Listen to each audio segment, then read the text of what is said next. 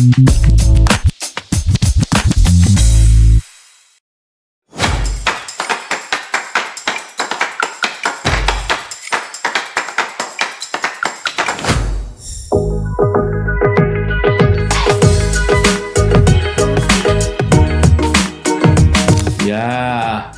seneng sih, karena ini pertama kali dan itu dilantik oleh Presiden. Kalau nggak salah ya, sebelumnya kan oleh Menteri SDM selaku Ketua Harian.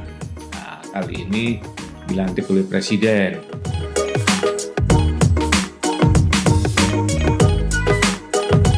Ya, sebelumnya kan saya memang asal usulnya periset ya, peneliti. Jadi saya masuk waktu itu BPPT ya, karena yang panjang kan BPPT, waktu masih BPPT. Saya melakukan banyak riset dan sejak saya masuk itu semuanya terkait dengan energi. Bisa dikatakan nggak ada yang tidak berhubungan dengan energi. Waktu itu pertama kali saya melakukan riset tentang batu bara. Waktu itu batu bara lagi populer ya. Jadi itu kurang lebih 40 tahun yang lalu.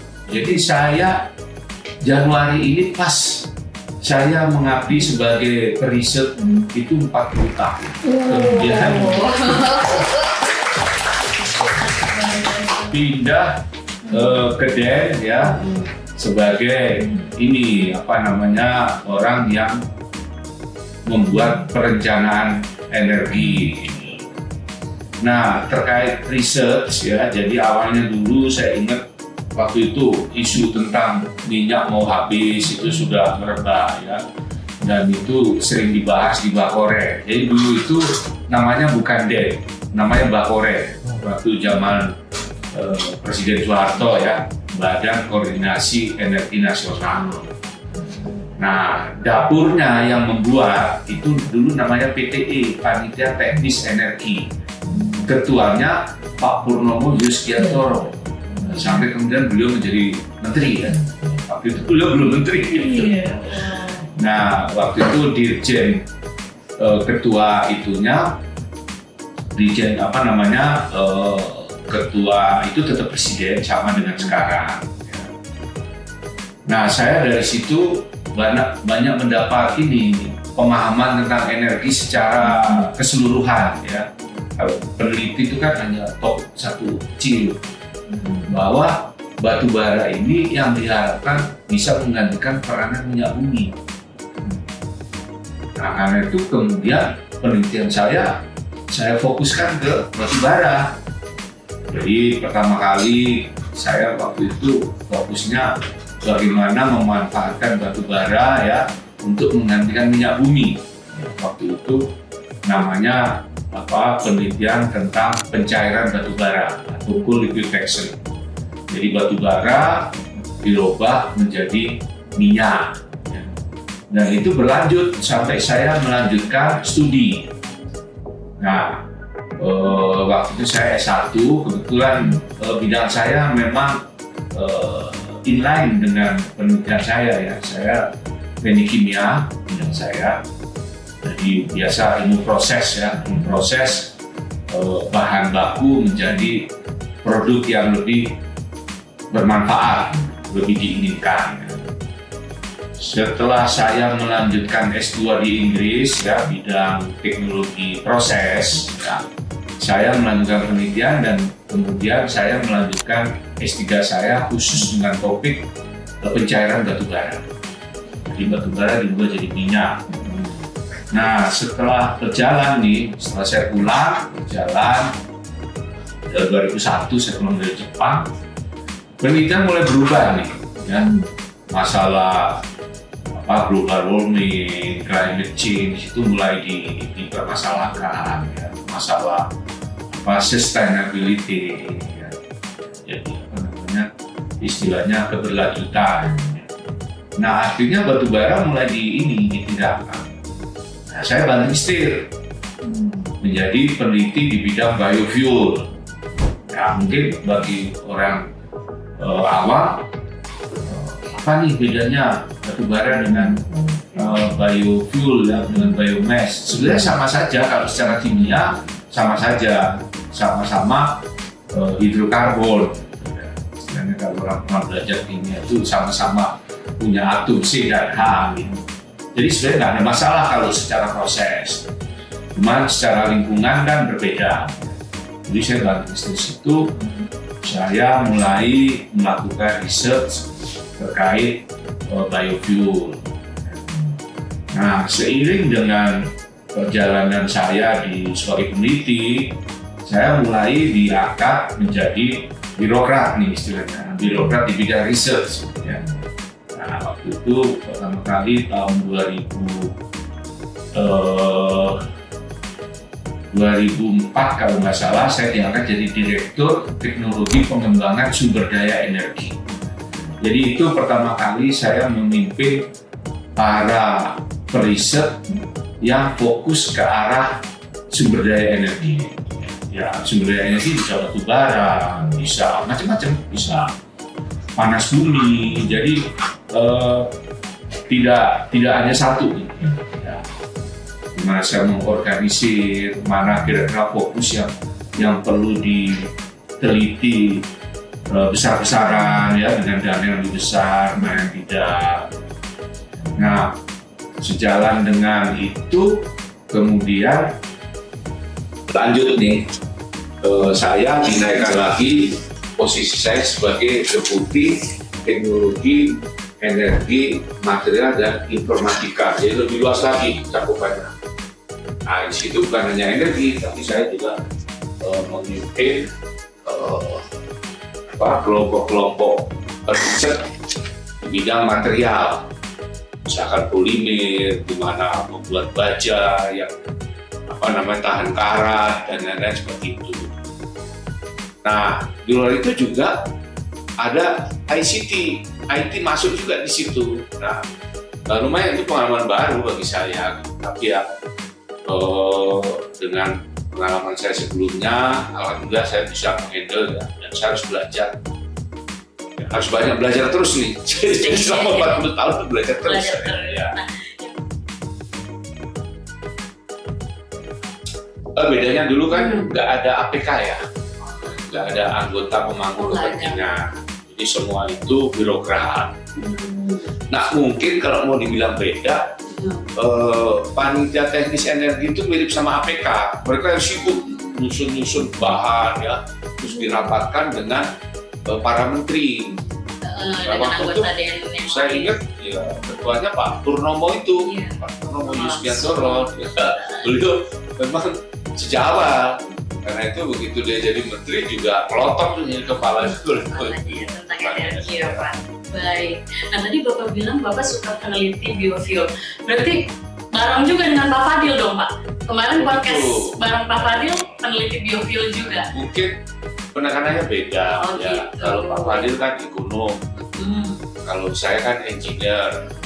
Jadi saya di mana teknologi untuk memproses, ya toh, misalkan minyak nabati menjadi bensin, menjadi diesel. Kalau beliau mungkin fokusnya lebih ini harganya berapa masuk dah.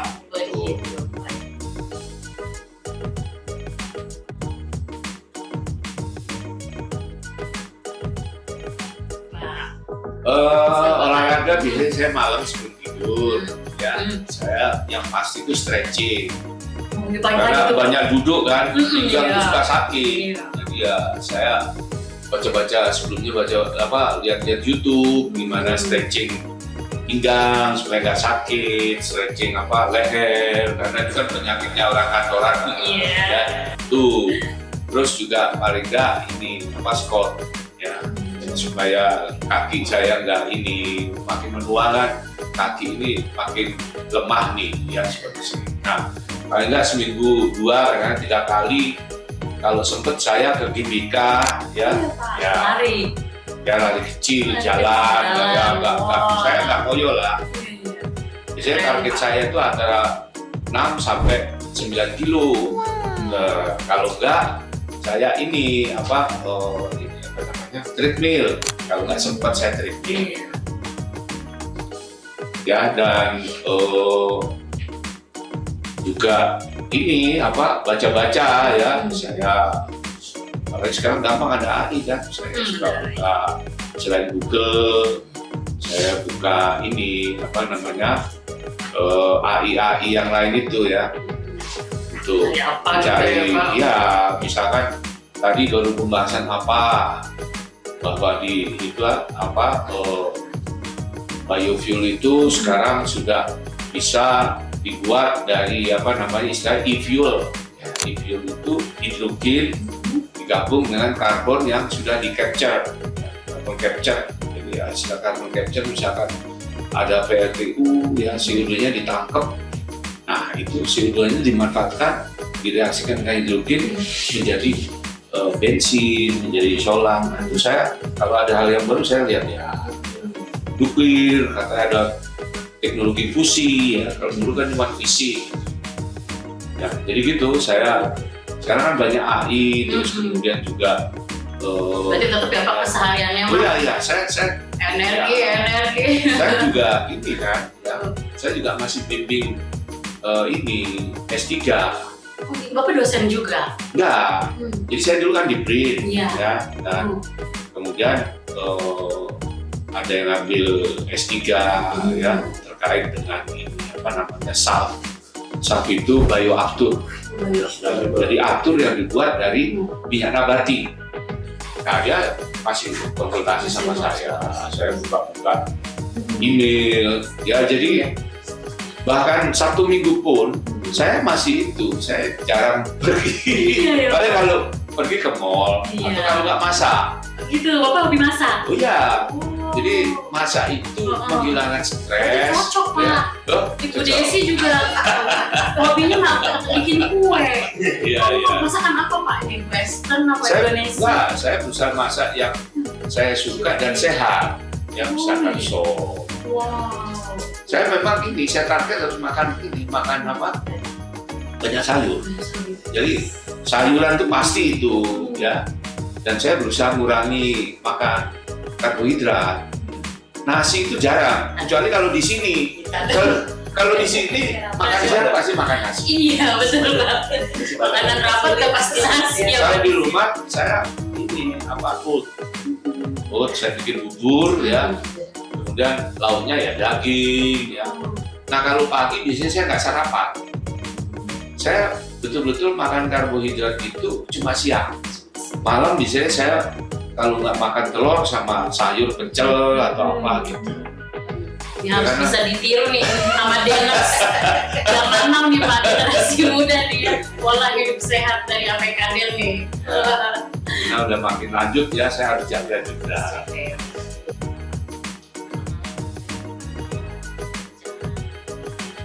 Ini saya kan lama jadi peneliti, bahkan saya sampai jabatan puncak ya, saya mantan kepala BPPT, udah saya lakukan semua.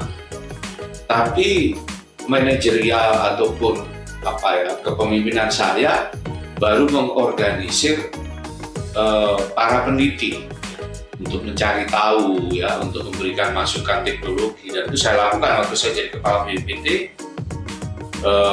Saya memberikan banyak rekomendasi teknologi. Nah, itu terkait pelaksanaan.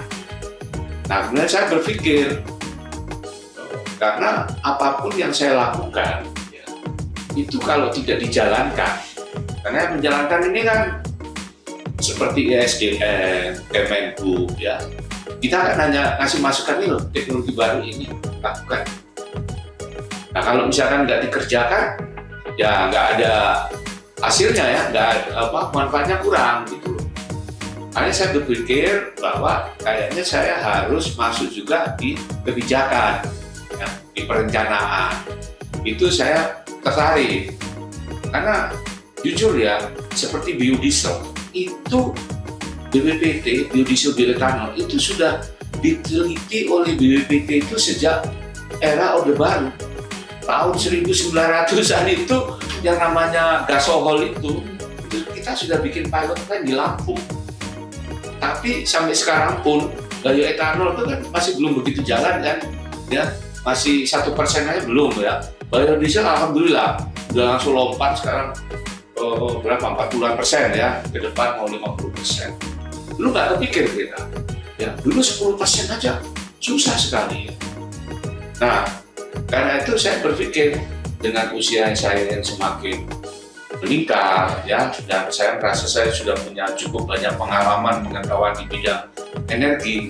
Kenapa saya tidak mengabdi ke bidang energi yang perencanaan, terkait dengan perencanaan.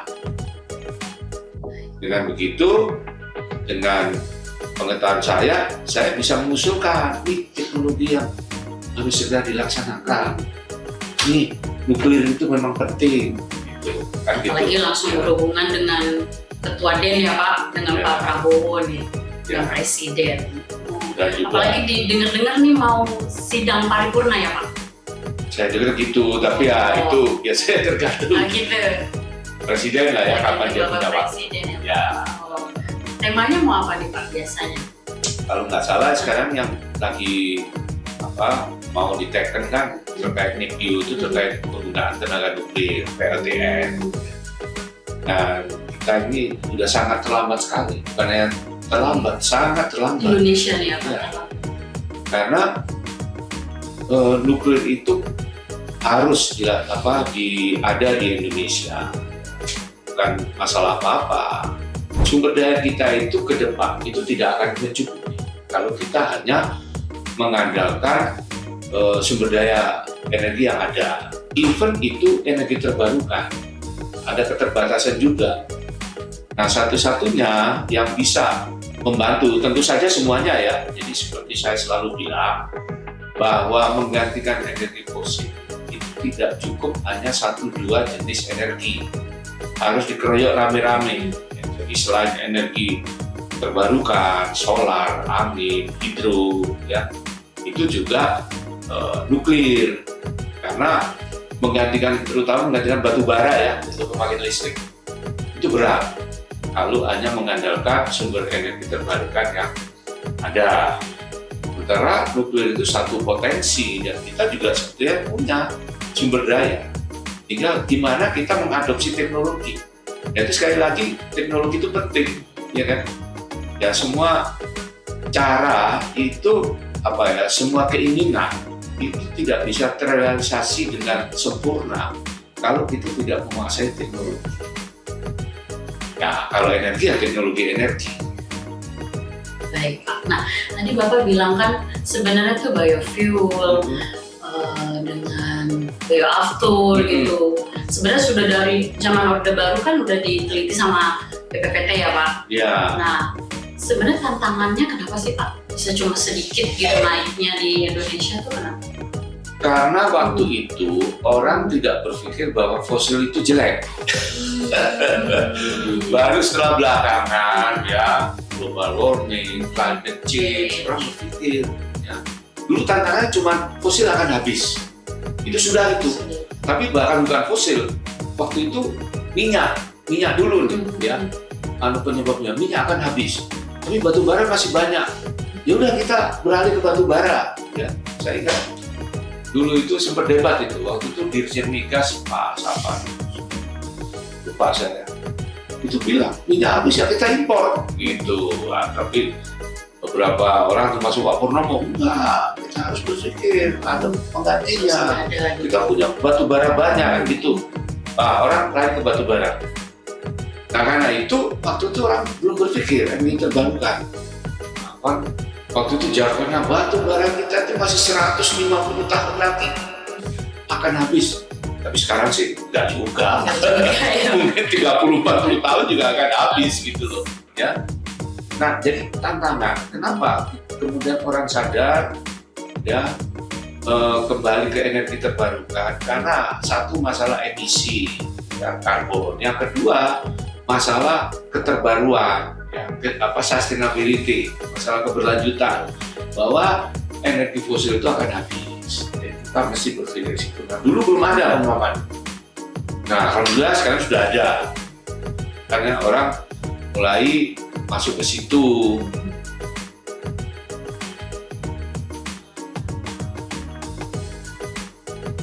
Ya kalau saya sih mantan bos saya dulu, Oh iya, siapa? B.J. Habibie. Oh. Kenapa Pak? Ada Ya, karena alasan gini, apa? beliau itu bukan hanya pandai ya, bukan hanya expert di bidangnya teknologi ya, terutama teknologi kedirgantaraan. Tapi beliau itu punya satu visi bahwa Indonesia itu harus menggenggam teknologi. Karena tanpa kita punya kemampuan di dalam negeri ya, menguasai teknologi, kita akhirnya semuanya beli, ya kan? Ya istilahnya kalau dulu beli teknologi, ya pesawat kita beli, gitu. Kita perlu nih biodiesel, udah beli aja, ngapain harus bikin, gitu. Ya. Nah, akhirnya apa? Akhirnya juga itu akan membuat Indonesia sendiri nggak maju. Salah satu ciri negara itu maju, dia menguasai teknologi. Kita lihat Amerika, Cina, ya negara-negara maju, dia menguasai teknologi. Jepang, Eropa. Tanpa itu udah omong kosong. Even kita punya sumber daya alam yang banyak, akhirnya kita cuma jualan bahan mentah. Dan sekarang masih itu seperti batu bara dijual mentah. Ya. Kemudian dulu sebelum ada hilirisasi, kita tuh jual nikel itu pasir nikel, pasir timah. Sekarang masih penting, tapi masih kurang. Ya. Sekarang kita sudah punya smelter. Nah, nikel sudah nggak jualan pasir. Ya, dulu jualan pasir nikel itu berapa nikel? Cuma 4% dijual, sisanya pasir. Sekarang ini dengan smelter kita sudah jualannya itu betul-betul nikel. Ya, antara memang nggak semua 100%, antara 50 sampai 100%. Harganya berlipat. Yang saya kasih contoh, kalau misalnya dulu pasir nikel itu paling 1 ton itu dulu cuma berapa? $40. Tapi kalau nikel yang murni itu harganya 18.000 US dollar. Ya walaupun biayanya juga tinggi, tapi di balik itu ada nilai tambahnya gitu ya. Ada teknologi yang membuat harganya itu lebih tinggi dari harga mentah.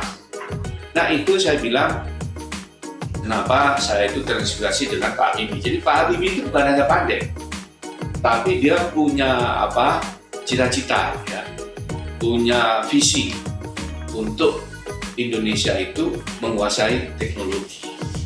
Ya kalau cuma diri sendiri aja ya pandai ya bagus, tapi kan efeknya tidak sebesar kalau dia itu mempunyai visi atau kemudian dilaksanakan.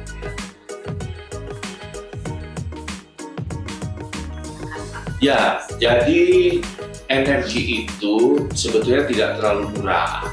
Ya.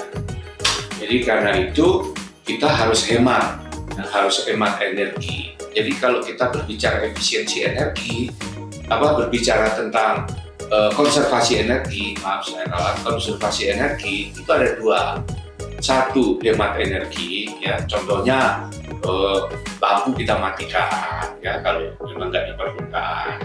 Kemudian juga AC juga begitu. Itu namanya hemat. Nah, yang kedua itu efisiensi energi. Ya, misalnya kita pasang lampu yang hemat energi, yang mestinya 100 watt, cukup 5 watt misalkan gitu, setara dengan 100. Itu namanya efisiensi energi. Nah, karena itu kita harus berpikir ya bahwa energi itu sekali lagi tidak murah, harus dihemat, harus digunakan seefisien mungkin. Dan kemudian juga kita harus berpikir bahwa jangan sampai penggunaan energi itu juga akan menimbulkan kerusakan di lingkungan.